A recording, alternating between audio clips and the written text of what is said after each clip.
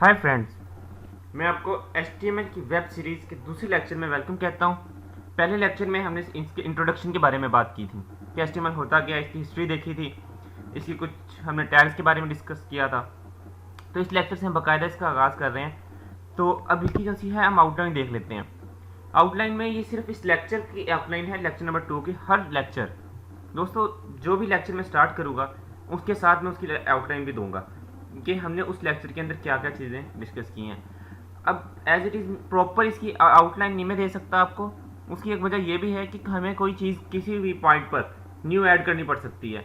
कोई चीज़ new advance हो, कोई नया टॉपिक हो, आपकी तरफ से कुछ सजेशन आ जाए, उस चीज़ को मैं पहले समझा दूँ, कुछ चीज़ों को बाद में, तो एक सीक्वेंस उससे भी ख़राब हो जाएगा। यानी इससे ये होगा कि मैं हर वीडियो में आपको एक आउटलाइन दे रहा हूँ तो वो उस लेक्चर उसको ही कवर करता होगा।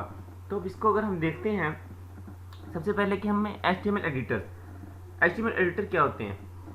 एडिटर से मुराद वो चीज़ें हैं जिसके अंदर हम चीज़ें एडिट करते हैं, लिखते हैं, अपनी कंपोज करते हैं। जैसे कि वर्ड, MS वर्ड भी एक एडिटर है, नोटपैड। अब जैसे HTML के लिए एडिटर यूज़ होते हैं, वो विंडो का अपना एक एडिटर होता है, ऑपरेटिंग सिस्टम का, नोटपैड के नाम से है।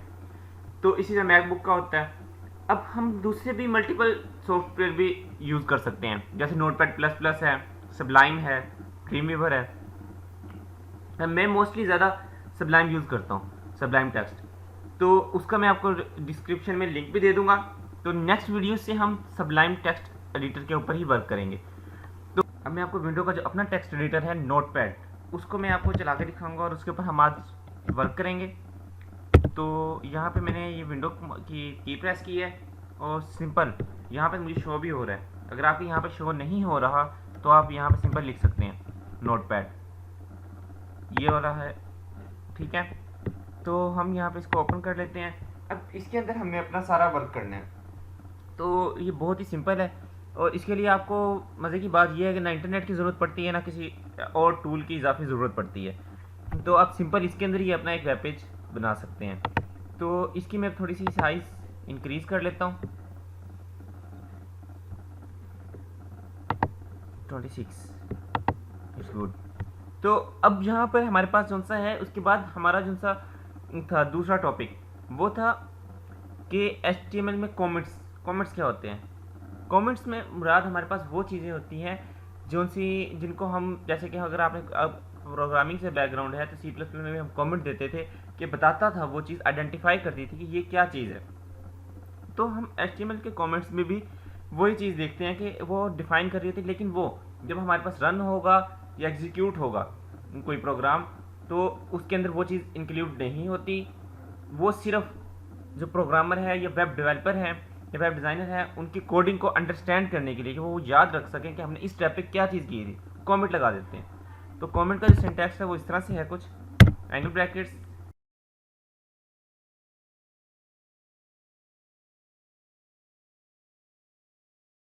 इस तरह से इसका जो सा है ये सिंटैक्स है। हम इस तरह से लिखते हैं, ये पोर्शन पहले आएगा, फिर उसके बाद ये। तो अब इसके अंदर जो सा है हम अपनी कोई भी चीज़ लिख सकते हैं, या दिस इज अ कमेंट, इस तरह से। तो अब मैं यहाँ पे इसका टाइटल देता हूँ, this is my first task, this is my first task, ठीक हो गया। तो फिर उसके बाद हमने हमारा दूसरा जो टॉपिक था वो क्या था, HTML के एलिमेंट्स।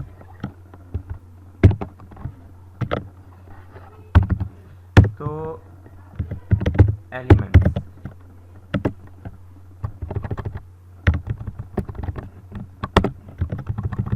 ठीक हो गया। तो HTML के जो एलिमेंट्स हैं वो वही होते हैं जो हमारे टैग्स हैं, हम उन्हीं को एलिमेंट्स भी बोलते हैं। कि एलिमेंट्स से मुराद हमारे पास वो चीज़ जो हमारे पास वर्क कर रही है, जो हमारा कोई भी काम करवा रहे हैं, वो हमारे पास एलिमेंट्स होते हैं। तो अब जिस तरह हमारे पास ये एलिमेंट है एक HTML का, ठीक है। अब वही बात कि जिस तरह एलिमेंट हमारे पास पेड भी हो सकते हैं, और या इसको एलिमेंट नेम भी लिख देते हैं, एलिमेंट, और दरमियान में इसकी कंटेंट आता है और एंड पे ये फॉरवर्ड स्लैश के साथ एंड हो जाता है, सेम नेम के साथ। तो अब जैसे ही एलिमेंट मैंने HTML का एक यूज़ किया, तो अब ये भी ये एक पेयर टैग है, पेयर एलिमेंट हो सकता है, तो इसको इस तरह से यहाँ पे हमने ब्लॉक किया। तो अब ये जैसा हमारे पास पेयर एलिमेंट था। अब जैसा हम इसका पूरा स्ट्रक्चर लिखते हैं अपने वेब पेज का, इसको यहाँ से मैं रिमूव करता हूँ। जो हमारे पास स्ट्रक्चर आपको मैंने लास्ट वीडियो में बताया भी था, आप उसे भी देख सकते हैं। तो उसके अंदर हमारे पास सबसे पहली चीज़ आती है, क्या है, हेड। ठीक है, हेड भी एक पेयर्ड एलिमेंट है। ठीक है फ्रेंड, फिर उसके बाद आ गया बॉडी। ठीक है, अच्छा एक बात आप याद रखिएगा कि जो भी आपने टैग स्टार्ट करना है उसको आपने एंड भी लाजमी करना है। आप अगर उसी वक्त उसके साथ कर लेंगे तो ये बहुत अच्छी अप्रोच है कोई भी प्रोग्रामिंग की, कि जब आप किसी भी टैग को स्टार्ट करें उसको वहाँ पे जो पेयर टैग है उसे वहीं एंड कर दें, ताकि आपको बाद में ये ना हो। अब कई दफ़ा ऐसे होता है बंदा बहुत बड़ा प्रोजेक्ट लिख लेता है, उसकी कोडिंग कर रहा होता है, लेकिन एंड टैग लगाना भूल गया, तो जिसकी वजह से उसको सारा का सारा टाइम इतना लिखने में नहीं प्रोग्राम को लगता कि जितना उसको दोबारा आइडेंटिफाई करने में लग जाता है। तो अब जो सा है इसके अंदर हेड के अंदर, जैसे कि हेड के अंदर हमारे पास वो इन्फॉर्मेशन आ रही होती है जो वेब पेज के बिहाइंड द सीन चल रही होती है। मतलब हमारे पास टाइटल आएगा, इसके लिंक्स होंगे। तो अब जो सा उससे पहले मैं आपको बताता हूँ चलो कि HTML में जो नेस्टेड एलिमेंट्स वो क्या होते हैं। नेस्टेड से मुराद कि एलिमेंट्स के अंदर एलिमेंट्स। अब जैसे HTML का एक एलिमेंट है, इस एलिमेंट के अंदर फिर ये दो एलिमेंट आ गए, हेड का और बॉडी का। अब ये नेस्टेड हो गया, यानी एलिमेंट्स विद इन एलिमेंट्स, वो नेस्टेड एलिमेंट्स होंगे। फिर उसके बाद एम्प्टी एलिमेंट्स क्या होते हैं। एम्प्टी एलिमेंट्स वो एलिमेंट्स हमारे पास जिनका कोई एट्रीब्यूट नहीं होता जिसके अंदर, जैसे ये BR का टैग, ब्रेक लाइन का टैग, हमने एग्जांपल में पिछले टॉपिक की दिया था, ये एक एम्प्टी टैग है, एम्प्टी एलिमेंट है। ठीक हो गया। तो अब दूसरी चीज़ जो थी हमारे पास टाइटल। टाइटल क्या होता है, टाइटल हमारे पास वो चीज़ होती है। अब यहाँ पर मैंने एक चीज़ बताई थी कि HTML5 हम कर रहे हैं, तो HTML5 में हमारे पास यहाँ पे आता है डॉक टाइप। ठीक है, अच्छा एक और चीज़ कि जो सी HTML है ये केस सेंसिटिव लैंग्वेज नहीं है, मतलब आप इसे इस लैंग्वेज में भी लिख सकते हैं, और अगर आप इसको HEAD है इस तरह लिखेंगे कोई इशू नहीं है, ऐसे कर दें आप तो भी कोई इशू नहीं है, मतलब कि आप इसको कैसे भी लिख लें इसमें इशू नहीं है। लेकिन मैं आपको सजेस्ट करूंगा कि आप इसे स्मॉल लेटर्स में ही लिखें, क्योंकि W3C ऑर्गेनाइजेशन है वो इसको होल्ड कर रही है आज कल। तो जब इसकी इंटीग्रेशन करते हैं वो दूसरी लैंग्वेज के साथ, जैसे XAML के साथ या दूसरे प्लगइन्स या APIs इसकी जनरेट होती हैं, तो वो सिर्फ और सिर्फ रिस्ट्रिक्ट करती हैं कि हमारे पास स्मॉल लेटर्स में ही HTML का कोड हो। ठीक हो गया। तो अब इसके अंदर हम लिखते हैं टाइटल। ठीक है, टाइटल भी हमारे पास एक एलिमेंट है, तो यहाँ पे इसको स्टार्ट किया और यहाँ पे इसको एंड कर दिया। ठीक है, तो अब टाइटल में हमारे पास फर्स्ट टास्क लिख लेते हैं इसका नाम। अब टाइटल क्या होता है, कैसे आता है, ये भी आपको मैं भी बताता हूँ। और उसके बाद आगे हमारे पास बॉडी। बॉडी के अंदर हमारे पास कोई भी एक टैग ले लेते हैं, हेडिंग का ले लेते हैं। हेडिंग का भी मैं अभी आपको कॉन्सेप्ट समझाता हूँ क्या है। Heading H1। ठीक है, दिस इज बॉडी। ठीक हो गया। तो अब जो सा है इसको अब सेव करना है हमने, कि इसको चलाना भी तो है ना। तो अब यहाँ पे हम इसको एक्सटेंशन के साथ सेव करेंगे। इसका नाम रख लेते हैं task1 के नाम से। ठीक है, हाँ। अब इसकी जो एक्सटेंशन है डॉट लगा के आपने HTML लाजमी लिखनी है, या HTML भी अकेला लिख सकते हैं, दोनों भी चल सकते हैं। और जो इनकोडिंग करैक्टर है वो UTF-8 ही रहने देना है, इसको चेंज नहीं करना आप। ठीक है, अब इसको सेव कर दिया। अब ये हमारे पास आ गया टास्क। ओके, अब इसको हम ओपन करते हैं।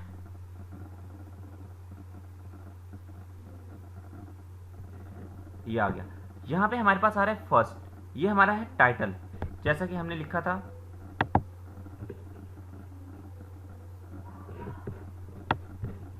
इसको हम ऐसे कर लेते हैं, ऐसे फर्स्ट वेब।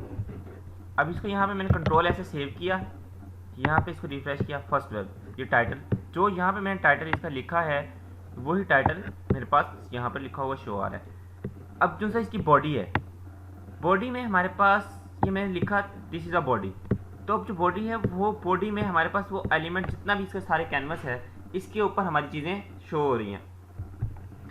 तो अब हम देखते हैं इसके बारे में, हेडिंग्स के बारे में। हेडिंग्स क्या होती हैं? हेडिंग्स हमारे पास हेडिंग की तादाद वो H1 से लेकर हमारे पास H6 तक होती हैं, और जितना इसका नंबर ग्रेटर होता जाएगा उतनी ही इसकी जो सी है वैल्यू वो कम होती जाएगी, यानी इसकी जो साइज़ है वो कम होता रहेगा। जैसे कि अभी ये H1 था हमारे पास, और इसको मैं इसी तरह देखता हूँ, कॉपी पेस्ट कर लेते हैं, कंट्रोल C, कंट्रोल V, ठीक। तो फिर ठीक हो गया। यहाँ पे 1 2 3 4 5 एंड 6, यहाँ पे 6, जैसे मैंने आपको बताया कि 5 नंबर तक होती हैं।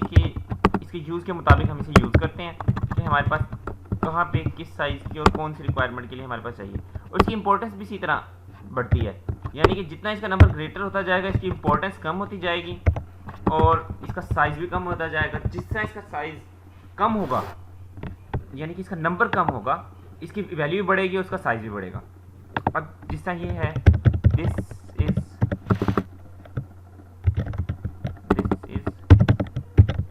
हेडिंग 1, ठीक हो गया। अब यहाँ पे ये हेडिंग 2, यहाँ पे ये हेडिंग 3, और यहाँ पे ये हेडिंग 4, यहाँ पे हेडिंग 5 एंड देन 6, ठीक हो गया। तो अब यहाँ पे इसको मैंने कंट्रोल ऐसे सेव किया। अब ये देखें कि दिस इज़ अ हेडिंग।